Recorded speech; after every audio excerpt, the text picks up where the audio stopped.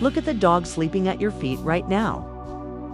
Or consider the service animal guiding its handler through a busy street. Or the working dog herding sheep on a distant hillside.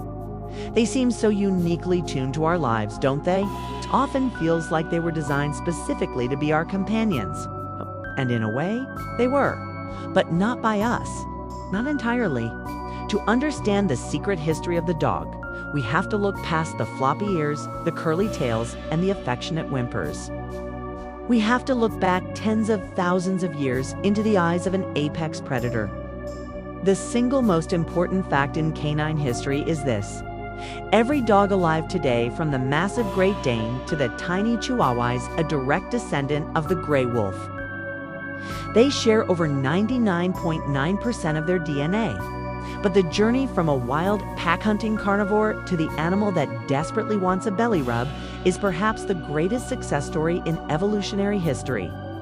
It wasn't just a biological change. It was a partnership that altered the course of humanity. This is the true story of how the wolf became man's best friend. To understand how this happened, we first need to dispel a common myth, that early humans were at constant war with wolves. While they were certainly competition, they were also eerily similar to us. 30,000 years ago, during the late Pleistocene era, humans and wolves were the two dominant social predators on the northern hemisphere's mammoth steppe. Both species lived in complex family groups. Both species relied on cooperation to bring down large prey. Both species had intricate social hierarchies and communicated through vocalizations and body language. Because we occupied the same ecological niche, we understood each other on a primal level. A human hunter knew what a wolf pack's howl meant. A wolf pack understood the danger of human presence. For a long time, the prevailing theory of domestication was the kidnapped cub hypothesis. This idea suggested that an early human hunter killed a mother wolf, took her cubs back to the cave, raised them, and somehow tamed them. Modern science has largely rejected this idea. Taming is not domestication. A tamed wolf is still a wild animal that can become dangerous at sexual maturity. Domestication is a genetic change that happens over hundreds of generations. Furthermore, Ice Age humans were struggling to survive. They wouldn't have had the resources, energy, or desire to raise dangerous competitors that ate more meat than their own children. So, if we didn't choose the wolf, how did we end up with the dog? The answer is fascinating. The wolf chose us. The leading scientific theory today is known as self-domestication.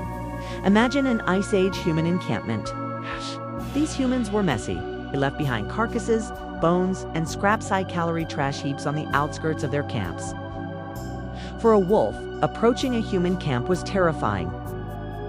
It triggered a high-stress response, a rush of adrenaline, creating a fight-or-flight instinct. Most wolves would flee. But in every wolf population, there is natural variation. Some wolves had slightly lower levels of stress hormones and a slightly higher tolerance for human proximity. These bolder wolves discovered they could access a free, reliable food source, our trash if they just dared to get close enough. These wolves didn't need to hunt as hard. They survived better.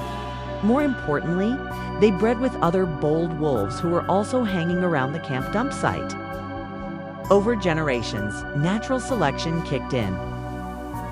The wolves that were least afraid of humans had the most puppies. This wasn't survival of the fittest in a physical sense. It was survival of the friendliest. Slowly, a new population of wolves diverged from their wild cousins. They became scavengers that lived in the shadow of humanity. This was the crucial first step, commensalism. One species benefiting while the other is unaffected. As these camp wolves became genetically friendlier, something strange happened to their bodies. They started to look different. This phenomenon is called Domestication Syndrome. And it was famously demonstrated in the 20th century by Soviet scientists. Dmitry Belyaev and Ludmila Trut with silver foxes. By breeding only the least aggressive foxes for several decades, they ended up with foxes that didn't just act tame, they developed floppy ears, curly tails, spotted coats, and smaller skulls. Science now suggests this is linked to neural crest cells, which control both the fight-or-flight adrenal response and certain physical traits. When nature selected for lower adrenaline friendliness, it accidentally selected for puppy-like physical features. The proto-dogs began to retain juvenile traits into adulthood.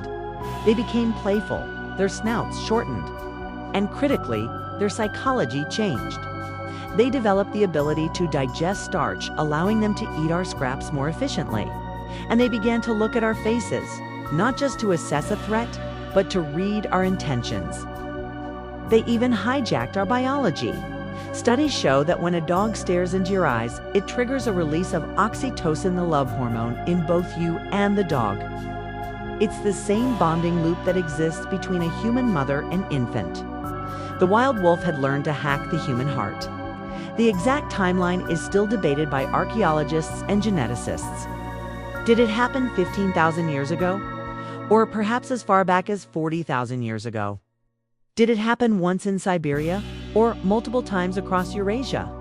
The sands of time have obscured the exact moment. But what we do know is that once the bond formed, it was unbreakable. We moved from commensalism to mutualism. We realized these camp wolves could bark to warn us of danger. Their superior noses could help us track game. In return, we offered them fire, security, and companionship. They were the first animal we ever domesticated thousands of years before cows, goats, or chickens. Before we planted the first seed of agriculture, we had the dog. They walked out of the Ice Age with us. They guarded our first settlements, hauled our supplies across frozen tundras, and eventually slept at the foot of our beds. So the next time you look at your dog, remember, you are looking at a wolf that conquered its fear to become part of your family. And that is the greatest secret in canine history. If you want to dive deeper into the science and history of canine behavior, be sure to subscribe to Canine Secrets.